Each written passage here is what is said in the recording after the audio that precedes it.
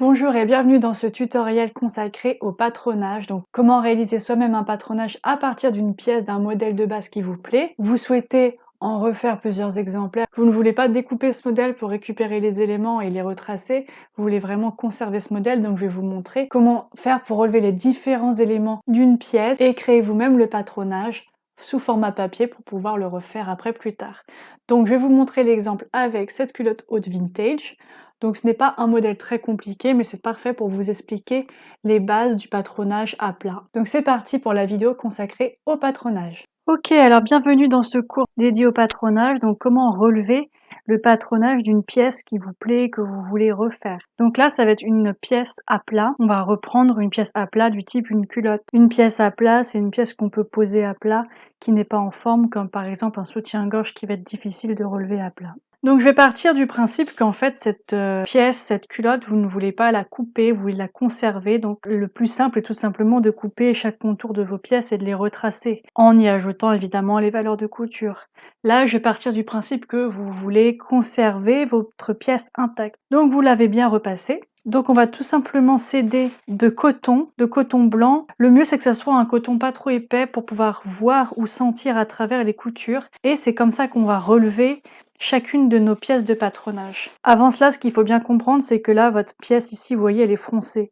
Et nous, on veut relever le patronage de la pièce à plat, c'est-à-dire sans les élastiques. Donc on va juste l'épingler de manière à avoir la forme telle qu'elle est lorsqu'il n'y a pas les élastiques. Donc ici vous pouvez épingler. Il ne faut pas trop la tendre, il faut juste la tendre de manière à avoir la forme. C'est un petit geste, regardez, il n'y a pas besoin de tirer, hein, on ne veut pas détendre, on veut juste remettre la forme telle qu'elle est à plat. Et là c'est pareil, donc bon, vous faites qu'une moitié, il n'y a pas besoin de faire l'ensemble de la culotte, on va relever la moitié à chaque fois en patronage, une moitié suffit. Ici je mets mes épingles également. Et vous pourrez voir que des fois, en relevant des patronages, vous pourrez constater des asymétries. Ça sera à vous après. Et bien à plat, on va regarder si tout est bien cohérent. Voilà, donc là vous avez un vêtement qui est tendu, qui est bien mis à plat. On va maintenant relever cette premier élément. Si je regarde à l'intérieur de ma pièce, c'est juste de la décoration. Il y a un bout de satin qui a été plaqué, donc en fait on a une pièce qui est unie, bien qui s'arrête de l'autre côté. Donc là je vais vraiment respecter la forme de la pièce, mais vous pouvez très bien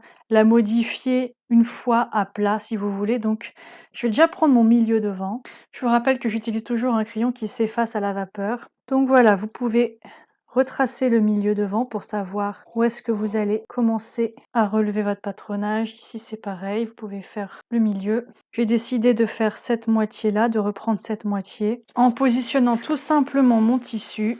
Voilà, vous pouvez même mettre le bord là sur la moitié directement, hein. On va pas s'embêter.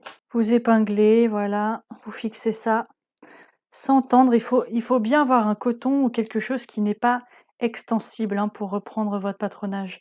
Vous pouvez même utiliser du papier de soie, mais je n'en avais pas, donc je vous montre l'exemple avec un coton. Ok, maintenant ce que l'on va faire, eh bien, c'est tout simplement par transparence, à l'aide d'un crayon à papier bien aiguisé, et on fait des traits propres, parce que je vois beaucoup de personnes qui ont vraiment des patronages, c'est des brouillons, c'est affreux. Donc tout simplement, à l'aide d'un crayon à papier, vous allez pouvoir retracer le bord, voilà, de votre le contour. Le mieux, c'est de prendre vraiment le bord franc, et ensuite à plat, on rajoutera les valeurs de couture. Donc le bord franc, c'est là. Vous pouvez vous aider de votre ongle. Vous voyez là, quand je passe mon ongle, il y a la couture là qui se dessine. Et donc il n'y a vraiment plus qu'à faire des petits traits discrets, voilà, pour reprendre votre tracé, tout simplement. Si jamais vraiment vous ne voyez pas, eh bien vous pouvez toujours relever délicatement et vérifier, voilà. Mais normalement, là, il suffit vraiment que je passe mon ongle et le bord se dessine facilement, quoi. C'est très facile. Pareil, ici, je regarde, ça tombe là. Et après, je vois bien qu'ici, ma couture arrive là, donc il suffit de faire la continuité de la ligne aussi. Aidez-vous de votre œil, pourquoi pas, hein. Voilà, donc là, vous pouvez marquer votre premier élément, vous mettez devant. Vous pouvez tracer votre repère ici si vous voulez refaire exactement le même modèle. Je vais en profiter pour ici faire un cran là et un cran là. Comme ça, je saurai que à cet emplacement, sur cette ligne, il y aura mon repère pour refaire la même chose si je le souhaite. Et voilà, vous pouvez enlever vos épingles. Vous avez votre premier élément qui est tracé. Vous pouvez commencer déjà à couper juste pour pouvoir vous libérer pour faire les autres pièces. Voilà, et on met ça sur le côté, on y reviendra plus tard. Donc avant de désépingler votre pièce, il est important de savoir où est-ce que vous êtes arrêté dans votre tracé, puisqu'ici il n'y a pas de couture, c'est-à-dire que votre élément n'est pas en entier, vous n'avez pas fini de tout relever votre élément. Donc ici, vous allez sur le bord, comme je l'ai fait, faire des petits points, voilà, au niveau de votre pliure. Pareil ici pour le dessous de culotte. Une fois que c'est fait, on peut désépingler. Et on se retrouve pour la deuxième moitié. Qu'est-ce qu'on fait? D'abord, on cherche à mettre à plat notre élément qui, pour le moment, est froncé, qui est fini. Il y a des finitions qui viennent modifier la forme. Donc, il faut vraiment retrouver, nous, ce qu'on cherche à avoir, c'est retrouver la forme de base. Voilà, sans les élastiques. Sinon, vous faussez complètement votre relevé. Voilà, hop, on vient tendre gentiment. Sans détendre, hein. Tendre ne veut pas dire détendre. Voilà, ici vous pouvez fixer en mettant quelques épingles. Pour vous aider, pour savoir si votre élément est bien à plat, il suffit de regarder la fibre, hein. Est-ce qu'elle reprend une allure droite, tout simplement. Ici, c'est légèrement en forme, hein. Ça se voit. Donc ça, on va le tendre. Ok, on voit qu'il y a un petit bombé hein, pour que la fesse passe là aussi. Donc là, je vais venir finir de tracer mon devant. Ici, je l'avais coupé, mais j'aurais très bien pu laisser un peu d'espace pour venir tracer la suite, hein. Tant pis, vous ferez ça à plat, vous rajouterez à plat votre élément. Donc même chose, vous allez prendre votre carré de coton et vous venez le positionner gentiment. Voilà, vous l'épinglez. Vous l'épinglez, moi je ne le fais pas parce que j'ai l'habitude, mais vous pouvez épingler. Et donc vous venez ici à l'aide de votre ongle ou sinon à l'œil, vous venez gentiment. Et vous écartez pour juste voir là où tombe le trait. Sans déplacer tout votre carré de coton, hein, vraiment. Voilà, ça tombe ici. Là, ici, mon ongle fera l'affaire. Et vous venez relever. Vous voyez, c'est relativement facile. C'est de la géométrie, ni plus ni moins. Ce n'est vraiment que de la géométrie. Là, je vois que ça s'est un peu décalé, je vais refaire. Donc vous pouvez marquer devant, suite. Vous pouvez couper. Évidemment, quand vous positionnez votre toile, hein, c'est jamais dans le biais, hein, vous mettez toujours ça dans du droit fil. On va relever cette partie-là. Donc pareil, là, on va relever le milieu dos. On fait toujours une moitié, donc on va relever seulement cette partie. Ça sert à rien de relever les deux. Donc voilà, je vais me mettre bien comme ceci. Même travail, hein, même chose. Je vais mettre de mon ongle pour trouver le bord. Voilà, là, j'ai du mal à sentir avec l'ongle parce qu'il y a l'espèce de point zigzag multipoint là qui me perturbe, donc c'est pour ça que je préfère tout simplement. Avec ma main, j'appuie sur le tissu pour pas qu'il bouge, et en même temps, je relève légèrement, juste là où j'ai besoin de voir. Il n'y a pas besoin de faire un grand truc comme ça, juste, voilà, vous faites comme ça, vous relevez et vous pointez. Il n'y a rien de compliqué. Hein. Ok, voilà. Le mieux, c'est de faire des petits points. Hein. C'est au toucher après, hein. C'est vraiment un travail de toucher. Donc ici, c'est votre milieu dos. Si vous voulez être sûr de ne pas vous tromper dans la ligne, vous pouvez mettre ici vraiment milieu, quoi. Alors ici, je vais regarder si j'ai bien respecté mon tracé. Je suis légèrement... Voilà, mon tracé, il est là pour la suite de mon dessus de culotte. Donc c'est pour ça que c'est important de l'avoir fait, pour être sûr de bien partir de là où vous étiez arrêté. Voilà, de repartir au même endroit. Donc je vais décaler légèrement le reste. De toute façon, on s'en fiche, ça a été relevé. Je reprends mon patronage. Je m'étais arrêtée ici. Je le repositionne, voilà, là où je m'étais arrêtée, ma toile. Et je viens tracer le reste. Il y a l'ongle ici qui peut m'aider. Et tac. Et après l'arrondi, vous pouvez le faire à la main. Vous pouvez aussi le faire avec un perroquet ou un pistolet pour avoir quelque chose de propre. Voilà, donc là, vous avez relevé toutes vos pièces. C'est vraiment une culotte pas très compliquée, un modèle pas très compliqué. En gros, il y a 3 éléments à relever. On va maintenant se retrouver à plat. Voilà, donc tous nos éléments sont tracés. Vous pouvez même repasser vos tissus si jamais vous les avez un peu trop froissés. C'est toujours mieux de travailler sur quelque chose de propre. Donc pour vous aider à tracer vos lignes, on va avoir besoin de ceci, un perroquet. Enfin même ça s'appelle un pistolet en fait pour être exact. Vous allez tout simplement suivre vos lignes. En sachant qu'ici c'était la suite du devant. Ah non mais alors ça c'est pas possible. Ça c'est impossible ça. Mais alors impossible. J'avais la suite du devant, donc ça et ça on fera des lignes droites puisque c'est une suite. Et j'avais mon milieu dos. Donc je vais vous montrer avec, je vais enlever ça, je vais juste vous montrer tout simplement avec le milieu devant. Comment est-ce qu'on procède? C'est vraiment pas compliqué, hein. Vous prenez votre réglet, vous venez faire une jolie courbe. Hein. Le but c'est pas de venir cocher tous les points que vous avez tracés, c'est justement rectifier la ligne. Donc vous laissez votre ustensile s'adapter et avoir quelque chose de cohérent. Voilà, une belle ligne. Voilà, ça c'est une jolie ligne harmonieuse. Donc l'une des règles très importantes lorsque vous retracez, c'est que les milieux doivent être d'équerre, c'est-à-dire qu'ils doivent être vraiment bien d'équerre, quoi, tout simplement. Donc perpendiculaire au milieu. Ça doit faire un angle droit. même léger, mais ça doit faire un angle droit. Sinon, lorsque vous allez avoir votre autre moitié, allez avoir un bec, tout simplement. Donc ici, faites bien attention d'avoir un angle droit quand vous faites les moitiés au niveau de votre milieu, j'entends. Très bien, donc j'ai retracé tous mes éléments, je me suis permis quelques petites libertés, c'est-à-dire ici, j'ai rajouté un peu de bombé au niveau de la fesse parce que j'ai des bonnes fesses, et ici, au contraire, je suis quelqu'un d'assez cambré, donc j'ai rectifié selon ma morphologie, mais ça, vous pourrez très bien le faire en forme sur vous, avec votre tissu final. C'est juste que moi, je connais mon modèle, et je sais que je suis un peu serrée aux fesses, et au contraire, trop lâche au niveau de la taille, donc je me suis permis ici de légèrement reprendre et au contraire ici redonner. Toujours légèrement en faisant la même chose sur la ligne d'en face. Quand vous rectifiez une courbe, il faut faire la même chose sur les deux coutures. Sinon vous avez une asymétrie et ce n'est pas beau. Donc maintenant nous allons vérifier nos lignes, c'est-à-dire que ces deux éléments là, donc le devant et la suite, vont ne faire plus qu'un normalement. On va devoir joindre les deux lignes. Donc vous pouvez déjà vérifier si vos lignes en pliant, voilà, mais est-ce qu'elles sont cohérentes? Est-ce qu'elles sont de la même taille? Et est-ce qu'il ne faut pas vérifier les choses, tout simplement?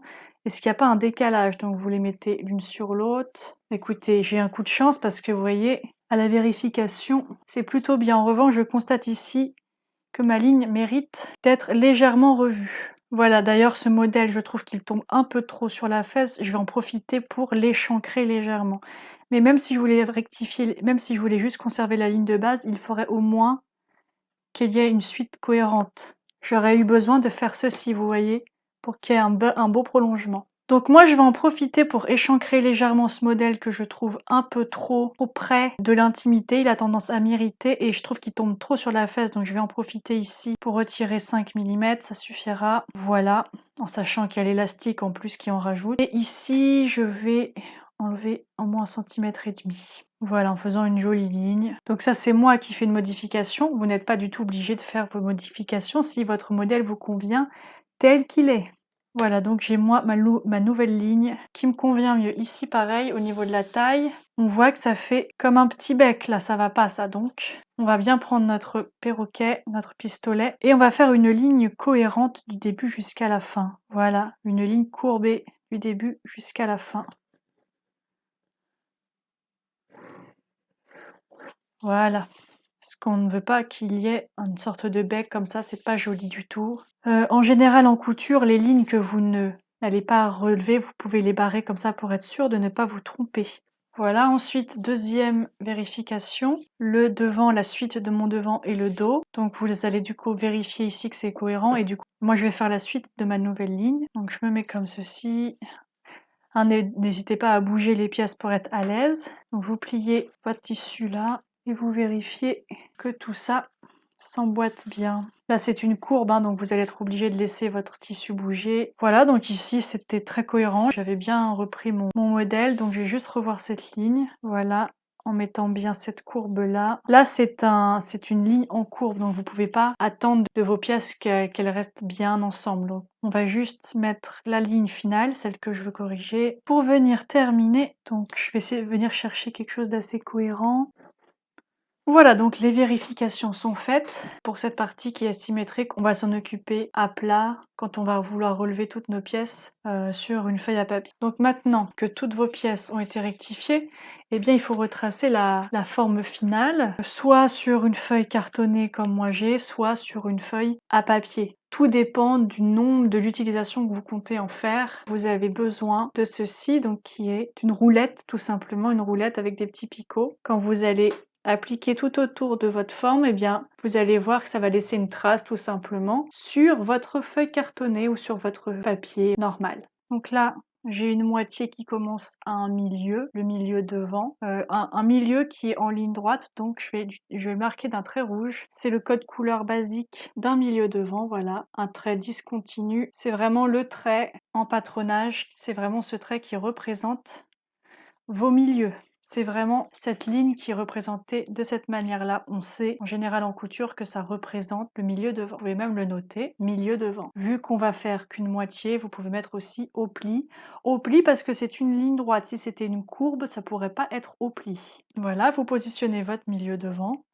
Tout simplement, évidemment vous pouvez mettre des poids pour pas que ça bouge. Là je ne vais pas mettre de poids afin que vous puissiez voir ce que je fais, mais sinon je vous invite à mettre des poids pour pas que votre tissu bouge. Donc vous prenez votre roulette et vous venez retracer votre ligne finale en vous appliquant et en faisant attention à ne pas faire bouger votre tissu, voilà. N'hésitez pas à aller bien jusqu'au bout dans la continuité de votre ligne pour faire croiser vos lignes afin que vos angles soient bien visibles.